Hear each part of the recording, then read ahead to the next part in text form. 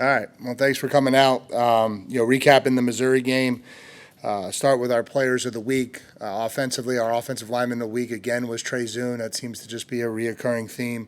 I think Trey's playing at a really, really high level for us right now, and so excited for that. Offensive player of the game was Connor Wigman.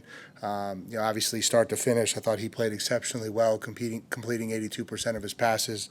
Was really happy for him, and obviously led the offense. And a secondary shout out to what Le'Veon Moss did, because when a back goes for 137 yards and 11 plus yards per carry and 3 touchdowns, you certainly don't want to not acknowledge him. And so I thought he had a really good day as well.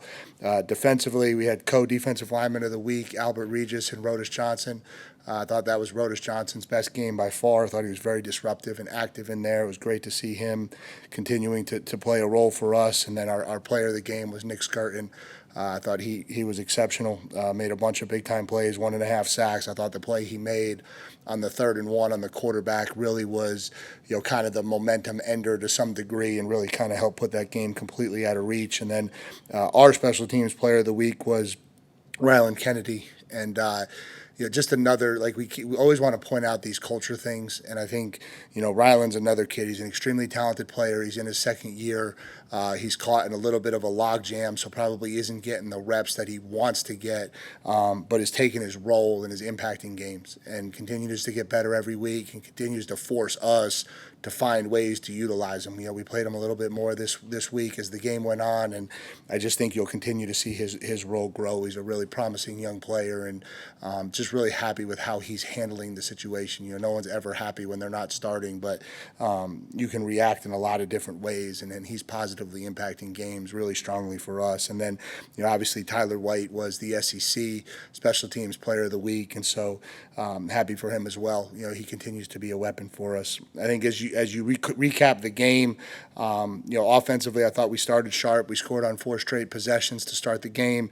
And then that's 5 out of 6 times this year now that we've scored on the opening possession of the game. And so that's obviously something we want to continue. It was great to come out and start the second half the way we did with a long run to kind of continue to put that thing and create some separation. Hit a little bit of a rut finishing it out in the 3rd quarter. I think that's probably the biggest area of improvement that we want to look at, get better at. Way too many penalties from that point on, and those are things that we'll be able to harp on and clean up. Really happy with how Connor distributed the ball. 10 different receivers caught passes, or 10 different players caught passes. Thought that was great. Made more explosive plays down the field. Noah had one, Jade had one, Terry Bussey had one, and then it was good to see Jabri Barber kind of get a little bit more active and continue to see his role grow and enhance. And so I thought offensively we played a really, really good game. Defensively, it was another positive step for us. I thought it was a really strong first half, holding them to 79 yards in the first half and 0 conversions. I thought our D-line controlled the game again, limiting their ability to run the football and kind of pressuring the quarterback. And then we came out and we got the 3 and out. So it was like the second half from where we were against Florida when we got the big early lead and really kind of didn't play the 3rd quarter exactly the way we wanted to. I thought we made a big step. We came out, scored on the first possession, got the 3 and out right away, and it really kind of kept the momentum that we had built in the first half. And then, still a lot of things to learn from, still a lot of things we got to clean up, certainly some things in coverage that we need to tighten up and fix before they become bigger problems. But at the end of the day, we held a very potent passing offense to 13 for 31 on the day for 186 yards, and so that'll win you a lot of football games. Special teams-wise, I think Tyler and Randy Bond continue to be weapons for us. It's great to see them continue to perform at the level that they're performing at, and I think just all in all, our special teams are still a work in progress, continuing to get better each and every week. And so happy with what we did, happy with where we are. I think there's 2 games you always want to win. You always want to win when you play at 11 a.m. because you got to live with that one all day, and you always want to win when you're going into a bye week because you have to deal with that one for a whole week. And so to win at 11 a.m. going into a bye week at least gives you like 5 hours to celebrate a win. So that's good to see. And so from there, we'll kind of open it up to questions. Start Olin on the right, and David. If I ask a couple of things. First of all, Mike, could you have envisioned a few weeks ago that your offensive line would be from where y'all started, that it would be to this level this this quick? When you say where we all started at, are you talking more like when you last took year? over. Yeah. I think we have a really talented group. I think, we've been extremely conscientious about trying to find ways to create success for them. They've taken and heard, a lot of pride in their performance and the need to get better. They've taken a lot of pride in becoming, like we've talked about, the lifeblood of this program and the heartbeat of this program. And so, I think we had a lot of confidence in what that group could be. You never know until you know, until you actually go out there and do it. But, we had a lot of confidence that we'd be able to be a good offensive line. How did Marcel take the news? Like a competitor. I think he's a great kid. He wants to be our starting quarterback. He's wanted to be our starting quarterback since the day he stepped on campus. That's what makes him great. But he also wants to win, and he wants to be a great Aggie, and he wants to be a great teammate. And so he'll continue to prepare, and he'll continue to put himself in position to be ready to go if his number's needed and called. Right side, David, and then Alex. Mike, at the midway point, how do you evaluate? Obviously, you want to see growth each week, but at the midway point, how does the staff evaluate where you guys have grown and where you need to go? I don't even know that you have time to do like big gathering of information like that. I think it's year one is such a challenge because you never really know. You're going through so many things for the first time, and so it feels like you're constantly just putting fingers in plugging holes.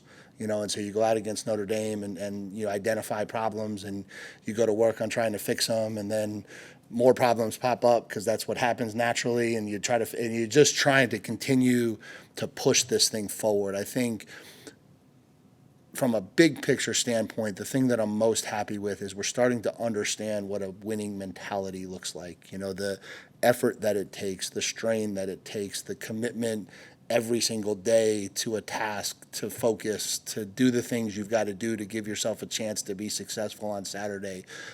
Maybe more excited about some of the things that I see behind the scenes that maybe are allowing some of the progress to show a little bit more on the field, and that's exciting. I think our kids are starting to maybe understand a little bit more what the winning edge actually is to get the performance at the level they want it to be a little bit more consistently. And I think as long as we stay in that mindset and we continue to grow every day, to me, what happens is you put all this work in Monday, Tuesday, Wednesday, Thursday. I know this is coach speak, but and when you do that the right way, then all of a sudden you show up again on Saturday and you're a little bit better than you were last Saturday. And I think that's what's happening right now. And I think the kids are starting to see that if they can stay in that mindset and stay in that rhythm, I think good things can happen for them. To the left, second row, Alex. Yeah, just curious how you structure your bye week. Are you we focus on ourselves, or do you do 2 weeks to prep for Mississippi State? Do you give guys any extra time off? Just how do you go about your bye week? Yeah, so try to get some rest and try to recover. I think that's really important after a 6-in-a-row stretch, and certainly as we come down the stretch of 5 out of 6 SEC games, 3 of them on the road. We've got a big stretch coming at us, and so we gave the kids off Sunday. They lifted today, but we didn't practice. We'll come in tomorrow, Wednesday and Thursday. Those will be our work days, and then we'll give them off Friday, Saturday to kind of let them breathe again. And so you're trying to recover mentally, physically, all of that stuff. I think the focus this week will be ourselves. We're going to do some good on good work and basically turn it into kind of like fall camp and just, make sure that we have a good practice week where we're able to continue to stay sharp, stay in our game, stay in our rhythm, fix some of the things we feel like we need to work on and improve, and then come back Sunday and really start going to work on Mississippi State. Down front, Brent. Collin Klein had a lot of success in the red zone running game at Kansas State. Have you seen those things starting to take hold here, and how would you evaluate him through this half a season? I think Collin's doing a really good job. I think our touchdown percentage in the red zone is really high. I'm going to be embarrassed a little bit to tell you I don't even know exactly how good they were at Kansas State, but it looked good on film with the film that I watched. But I think I think we are doing a really good job of finding creative ways to make sure we get into the end zone. And I think it's an area of the field, like I said a couple weeks ago, like we start our red zone plan on Monday. And so we do it on Monday, we do it on Tuesday, we do it on Wednesday, we do it on Thursday. And so I think Collin has a real good feel for how to create things, and I think we do a really good job structurally of creating opportunities to get better in that area of the field because of how important it is. And so I think I looked at it this morning. I think we're over 70-something% touchdowns in the red zone, if I'm not mistaken. And so if we can live in that world, we're going to be really successful. There was an Alabama defender who just said he's going to redshirt. The UNLV quarterback backed out. I think Mike Gundy had said, hey, once the season starts, all the NIL stuff is off to the side until. What is your approach on those type things in terms of dealing with those kind of issues in season, in the regular season? Yeah, I mean, they don't go away, so you can't not deal with them. I think most of what you deal with internally. It's all part of this new day and age of college football. And so, you'd be naive to stand up here and say, oh, we're never going to have, or we don't have those problems, or we don't have those conversations. I mean, they're just a part of the common culture now in football. And so you deal with them as they come up, and you handle them as best you can, and try to keep as much of it internal as you can, and just let it ride. Coach, go back behind the lights to the left, Tyler. Mike, you've said before, with your defense, it takes time for everyone to kind of gel. And how would you evaluate how you and Jay Bateman are kind of meshing, and how with the play calling, how much is he involved on game days with everything defense? Oh, it's Jay's game. I mean, Jay's calling the game. Jay's running the defense. Jay's the defensive coordinator for everything that we do successfully on defense. Jay should get all of the credit for it. That's his show. He's the one running this thing. I think, obviously, I have some ideas that I can influx into what we do. I think there's a system and structure. Like, the biggest thing that I thought we did well when I ran defenses was the system and structure of how we ran it. And so that, to me, was the most important thing that was installed. And, Jay and I sat down a lot early when I got here and kind of went through it all. And so that's in place. And outside of that, and this is Jay, and Jay deserves all the credit for what we did Saturday and all the credit for everything we do. It's his show, and he's running the defense. Coach, we'll stay back behind the lights on the right. Ben? Coach, you've talked so much about the importance of just having kids stay focused throughout the entire course of the game as being some of those things that help with consistency. I wonder, when you guys are playing well and you're picking up wins, does that become easier for a team of your makeup in terms of, we're playing in big games, everything we're playing for is still on the table? Or is it sort of a constant struggle where, if you're losing, you got to motivate guys, but if you're winning, you got to get them to stay, don't get complacent and stay hungry? Is it helpful to win, or is it kind of? Yeah, if the question is it helpful to win, or would I rather be losing? I would definitely rather win. No, I know where you're going with that. Sorry, you have to deal with my sarcasm a little bit. That's the only thing you guys have to get used to. I don't mean it in a bad way. No, I think it. So in terms of keeping the thing moving forward and keeping the team together, like, the longer your goals stay intact, the longer you're playing meaningful games, the longer you're involved in the fight to be the SEC champion and all of that stuff, right? That keeps the kids' attention. I don't know that makes it any easier to get them to focus on the moment. I think that's always your ongoing battle. I think when the season goes off the rails and you lose your goals, or you lose sight of some of those things that you wanted to achieve and accomplish when the season started, I think there's other challenges to how you get the team motivated, how you get them focused on what's in front of them. So I'd way rather be in the spot we're in, but I don't know that it necessarily helps keep young people focused on the immediate 6 inches in front of their face. I think that is just an ongoing, everyday battle that we have to fight with this day and age, and really forever, but even more so sometimes with this day and age. And then what gave you the most confidence in being able to go to Connor in terms of having the layoff in terms of live game reps, even if he had done everything you wanted to see in practice and everything, instead of taking what maybe could have been the more safe route of let's get through this week with Marcel, and then we can have a whole bye week, another week to maybe get him back into the flow against Mississippi State? What gave you the confidence that he would be able to pick up like he did? Yeah, I think the conversation for us was, we wanted to see Connor at 100%, and we felt like Connor at 100% gave us our best chance to win. And if we felt like he was going to be there, that was the direction we wanted to go. And so we went into practice trying to discern whether that's what we would be able to get. And, no matter what, he was never going to get to play in a live game until he played in a live game for the first time. So no matter how many weeks of practice we gave him, at some point he was going to have to go back into a live game again for the first time. And so I don't know that part of it factored in. We felt like at the end of the week, we were going to get the best version of Connor. We felt like that was something that was going to give us our best chance to win, and certainly had all the confidence in Marcel if that's the direction we chose or had to go as well. But we just felt like that was the way to go. Third row on the left, Tony. Coach, staying on Connor here, two-part question. Obviously, you speak about his competitive nature and the kind of the drive he has. Was there a moment this week where, when you guys realized he was going to be able to go out there and play, and from there, did you see like a change in his demeanor, his mentality, knowing that he was going to be able to get out there and kind of perform again? Yeah, I think I made him come in my office and convince me that he was ready.